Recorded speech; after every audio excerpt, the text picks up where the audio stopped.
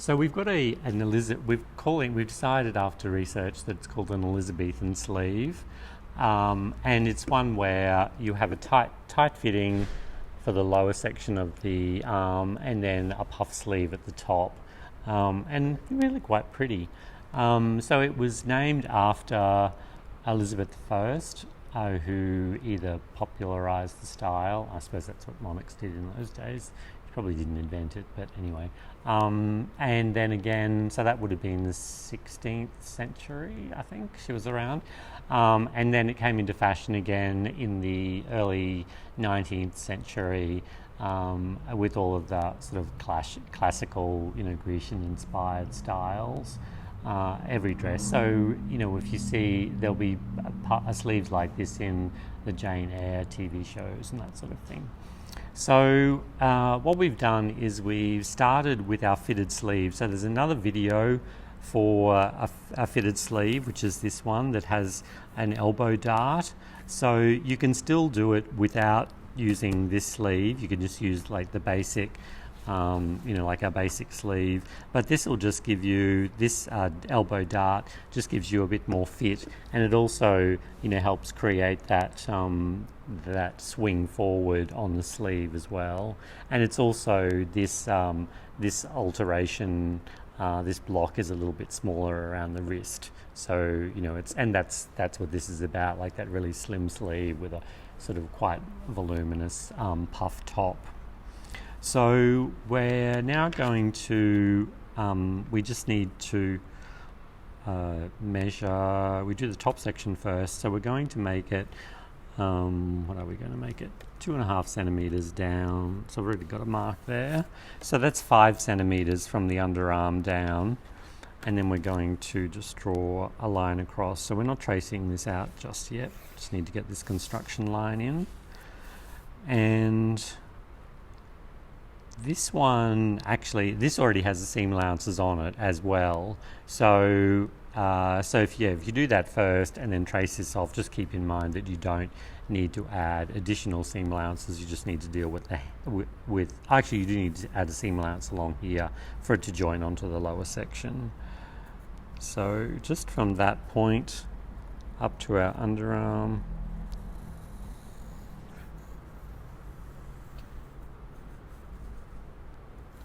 down the other side, just mark in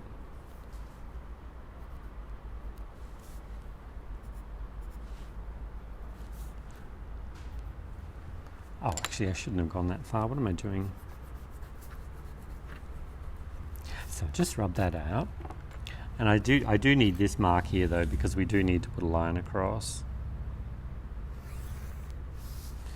And then what we're going to do, the amount that I added was like 50%, what have I said there, 50% more for gathers. So for that 50%, I sort of measured, took this measurement across the underarm here and then halved that, and then that was the amount that we were adding in. So what I did in this instance, a really easy way of doing that without having to calculate and put marks and everything, is literally just to have your mark there, and then take this across until that center point there lines up with the mark that you've made, and then you can draw in the other half of the sleeve.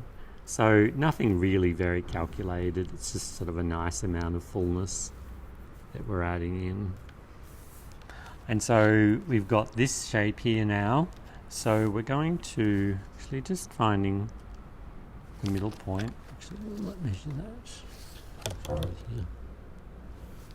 So this is the center of our sleeve now.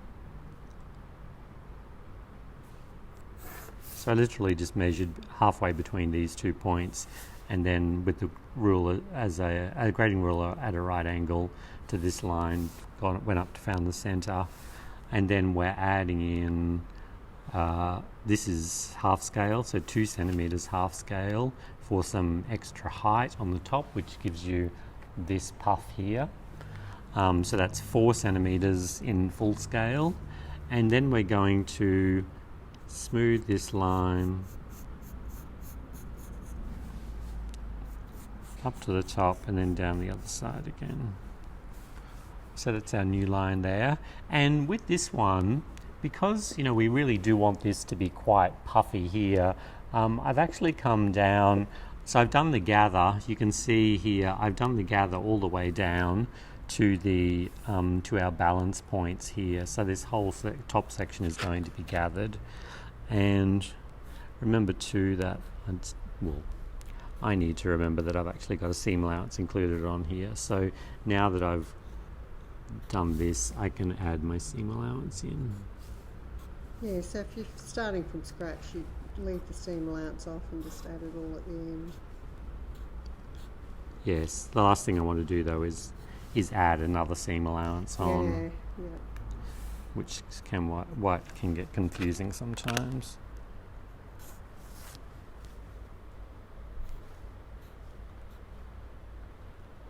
If you find that your this fitted sleeve is something that you want to use regularly, you could make this into a block, so that you've got it in your with your in your stash. And this was just the cut line, so this was just a line that we drew on here, so that means we need to add a seam allowance onto this as well. And actually something that I did with this one here, I actually added on some extra length, so I'll just rub that out. So that's just to get that puff. Yeah, so it also, so when this is on the body, you get sort of this puff out here as well, which is quite nice. Yeah, so that's 2 centimeters half scale, that's 4 centimeters, and then we swing this out here.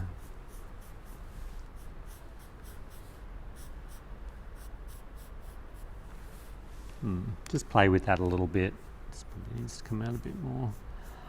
And even though I'm doing quite a sketchy line here, when you add your seam allowance, make sure that you neaten that line up.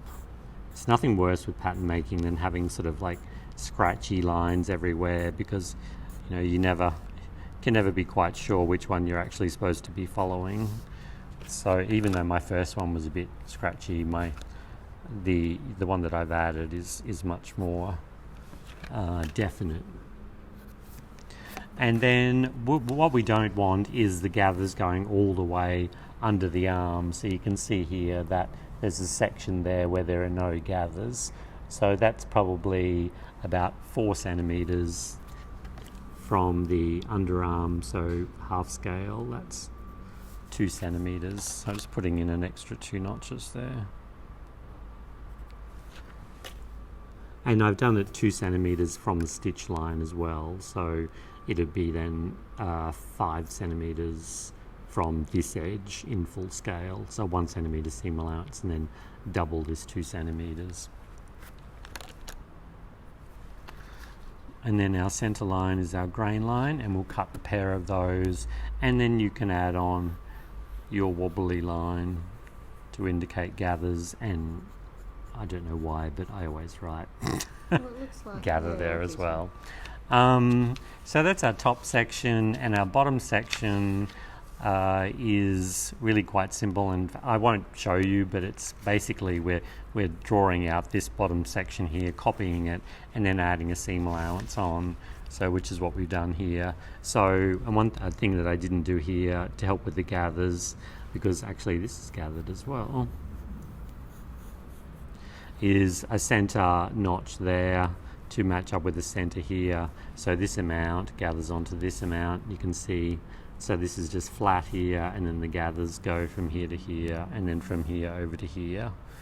So, and the center is your grain line. So you're not doing your grain, perpendicular to the hem. It actually does go off. The hem does go slightly off onto the bias. And then for your dart here, we need to add in a drill hole as well, a 0.5 centimeter half scale, 1 centimeter full scale back from the end of the dart, and then make sure that you indicate your notches for the end of the dart there. And that's your Elizabethan / Empire line sleeve.